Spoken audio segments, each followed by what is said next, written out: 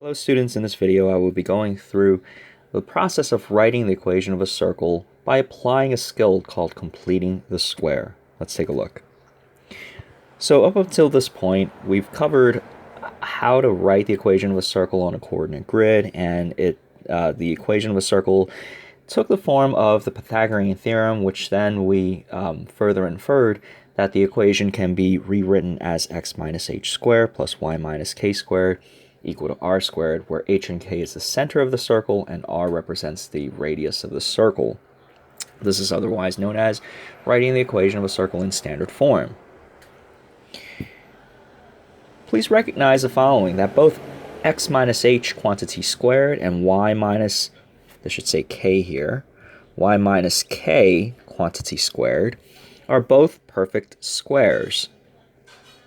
So the reason why we need to apply sometimes the skill of completing a square is sometimes we may need to rewrite an expression, okay, that follows this format of a perfect square. So suppose I give you the equation of a circle is represented by this equation here.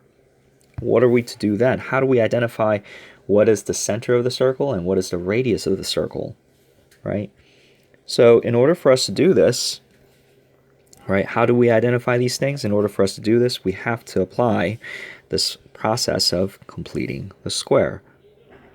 And in doing that, we will then be able to extract the center and radius.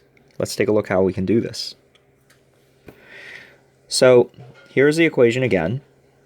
What I'm going to do is I will rewrite the expression, or this equation, into this form, x minus h squared plus y minus k squared equal to r squared. Now in order for me to do this, okay, I will need to separate out the variables. So I'm going to group together just the x's together, and I'm going to group together just the y's together, and I'm going to bring everything over to the other side, anything that doesn't have a variable in it. So the 6, the negative 6 that was over here originally, it's brought to the right side. And I'm also going to leave some space. Okay, so again, the steps are, I want to group the x's together and y's together. I want to leave myself with a little bit of space, and I want to bring over to the other side any quantity that does not have a variable in it. Now what I'm going to do is I'm going to fall back on my Algebra 1 understanding, and that is x minus h, or x plus h, has this structure. X plus h, when squared, gives me x squared plus 2hx plus h squared. So if I recognize this, okay, or, alternatively, x minus h has this form, if I recognize this, then I can sort of apply this form, or this template, into figuring out what I should add over here. So what I'm going to do is I'm going to equate the terms that have x's in it in the original equation to this equation here. And why is that? Well, that's because I have x squared minus 6x. I recognize that when I factor this out, okay, it must have that form, x minus h. So therefore, x squared minus 6x plus something should equal to x squared minus 2hx plus h squared. I'm missing an h over here, I just noticed. This should say an h. Okay, so what I'm going to do now, to complete the square, we must find the value of h. So how are we going to do this? Well, what I'm going to do, since the left side equals the right side, x squares equal to x squares, they cancel. 6x, negative 6x, must equal to negative hx, negative 2hx. And h squared must equal to that blank space that I'm solving for. So in order for me to find out what I have to add here, I have to first identify what h is. So I will pair up, again, negative 6x with negative 2hx, or simply 6 is equal to 2h. I want to solve for h. H, therefore, must equal to 3. And since h is equal to 3, and h squared is what this blank space has to be h squared, therefore it must equal to 9. I'm going to repeat this process again, but this time I'm going to solve it for the portion that involves y only. So again, recognizing that y plus k, or y minus k squared, is equal to y squared minus 2ky plus k squared, and y plus k is equal to this.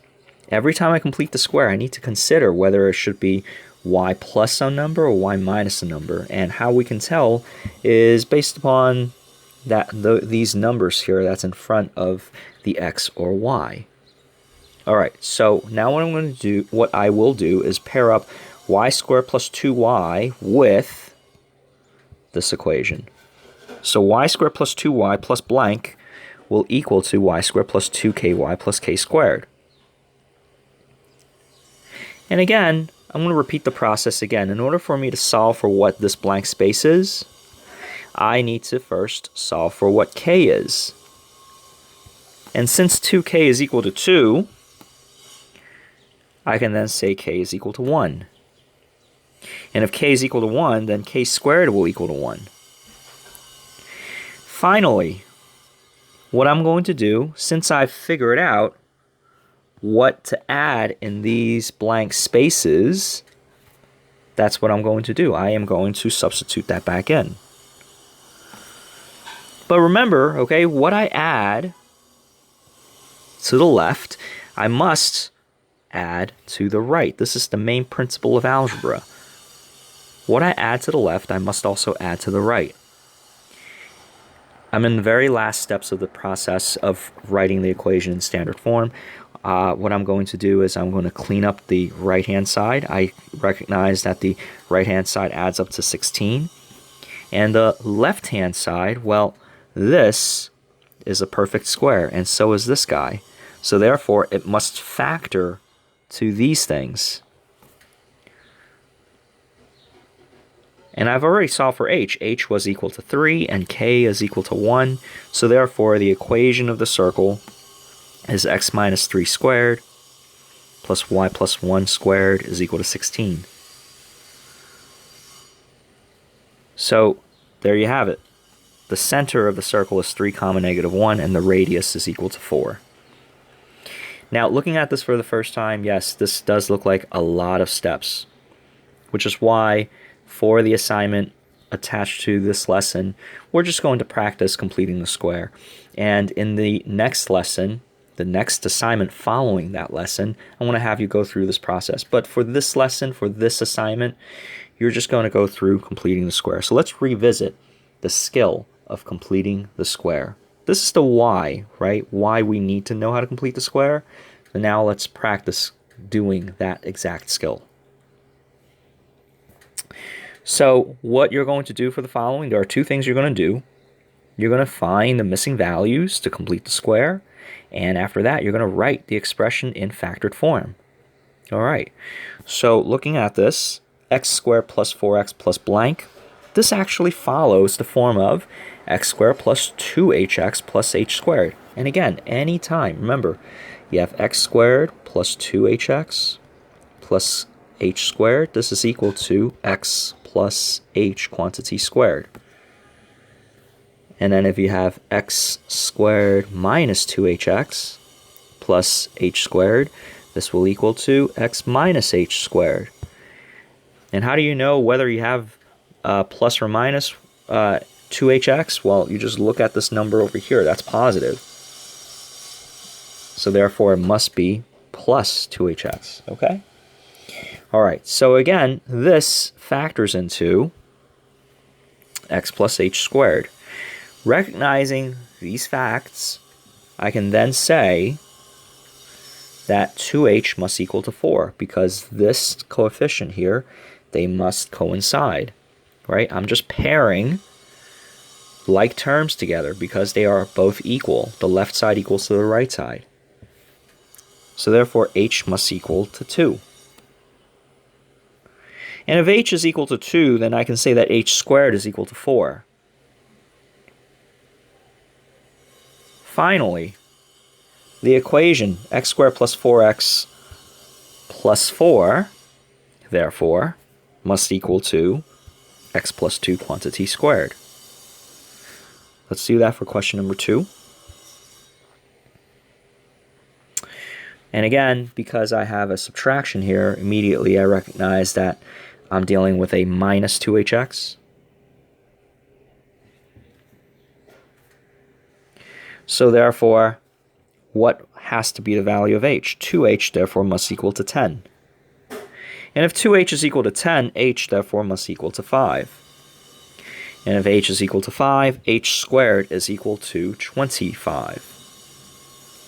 If h squared is equal to 25, then therefore the equation, to complete the square, x squared minus 10x plus 25 is the value, is the equation when fully completed. So x squared minus 10x plus 25 factors into x minus 5 quantity squared. And then for the last equation, again, this is plus, so therefore the middle has to be 2h, positive 2hx. So same process again, I have 2h must equal to 7. H therefore must equal to 7 over 2. And h squared therefore must equal to 49/4. Question C, when completing the square, becomes x squared plus 7x plus 49/4. And when factored, it becomes x plus 7/2 squared.